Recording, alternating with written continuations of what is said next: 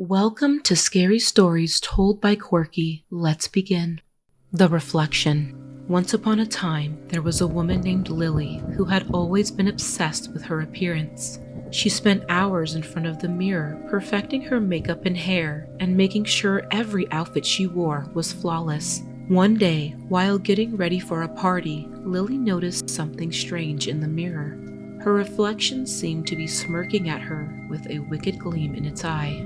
At first, Lily brushed it off as a trick of the light, but as the night wore on, she couldn't shake the feeling that something was off. Days went by and Lily found herself growing more and more obsessed with her reflection. She would spend hours staring into the mirror trying to figure out what was wrong, but every time she looked, her reflection seemed to grow more sinister.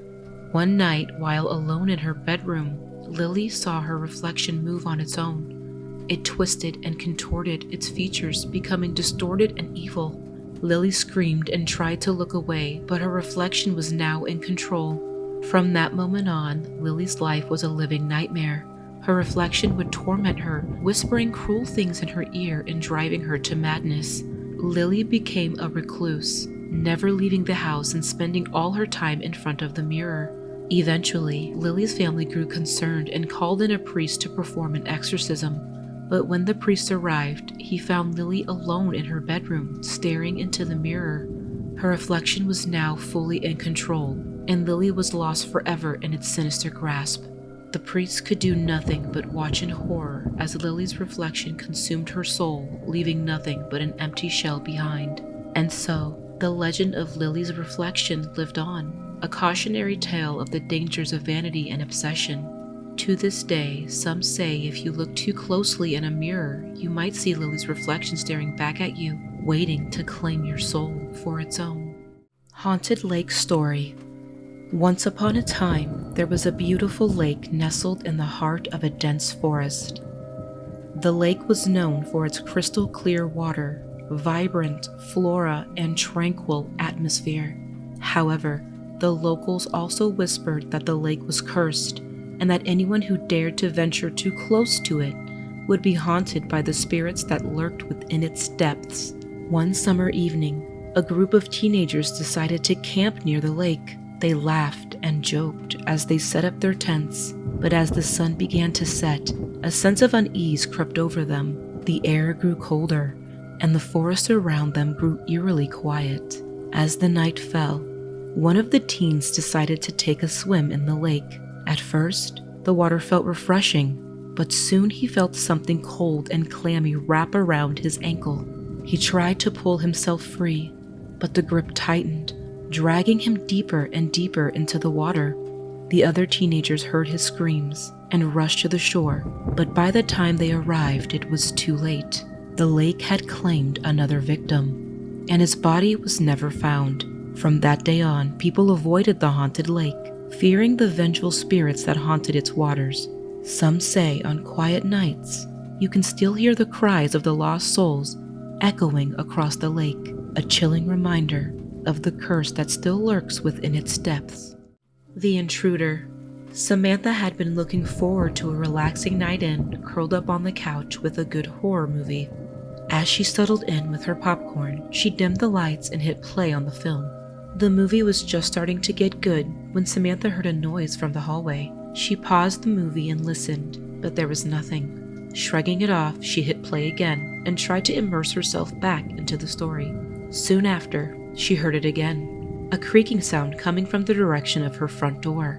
Her heart started racing as she paused the film again and listened more intently. Suddenly, the door burst open and a shadowy figure stepped inside. Samantha's screams echoed through the house as she tried to run, but the intruder caught her and dragged her back into the living room. As he held her down, Samantha noticed something strange about the man's face. His eyes were completely black and his skin was ashen and cold. Samantha realized that this was no ordinary intruder.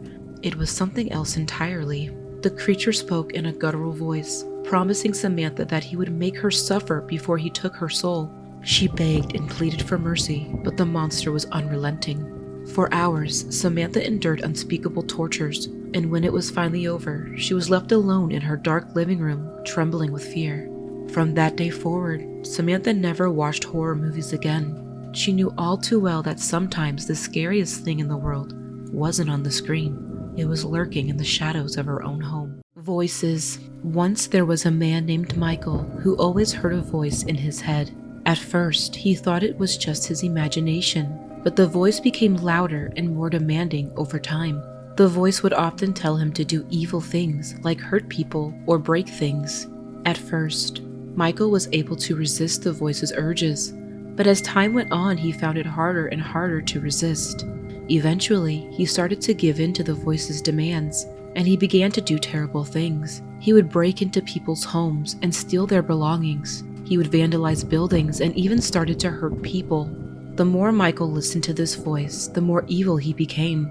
He started to lose touch with reality and became consumed in the voice's dark desires. He knew that what he was doing was wrong, but he couldn't stop himself. One night, Michael heard the voice in his head again. But this time it was different. It wasn't demanding that he do anything, it was just laughing. Michael felt a cold shiver run down his spine as he realized that the voice wasn't just in his head anymore. As he looked around, he saw that he was surrounded by dark, shadowy figures. The figures were all laughing and whispering, and Michael realized that they were the source of the voice in his head. They had been manipulating him all along, leading him down a path of darkness and destruction. Michael tried to run, but the figures closed in on him, their voices growing louder and more sinister. He knew that he was doomed, and that he had only himself to blame for listening to the evil voices in his head. And so, Michael became just another victim of the dark forces that lurk in the shadows, a cautionary tale of what can happen when we let the voices in our head take control. The Stalker. Once upon a time, there was a young woman named Sarah who lived alone in a small apartment. She was used to living alone and enjoyed her quiet life, but one day she noticed that someone was watching her. At first, Sarah dismissed it as her imagination, but the feeling persisted. Every time she walked down the street, she felt someone's eyes on her, and when she returned home, she felt as though someone was watching her through the windows. Days turned into weeks, and the feeling only grew stronger. Sarah started to feel paranoid and scared, and she began to notice that small items in her apartment were out of place. One day, she found a note on her doorstep, written in a handwriting she didn't recognize. It said, "I'm watching you." The note sent shivers down her spine, and she immediately called the police. The police took the note as evidence, but told Sarah there was little they could do until the stalker revealed themselves.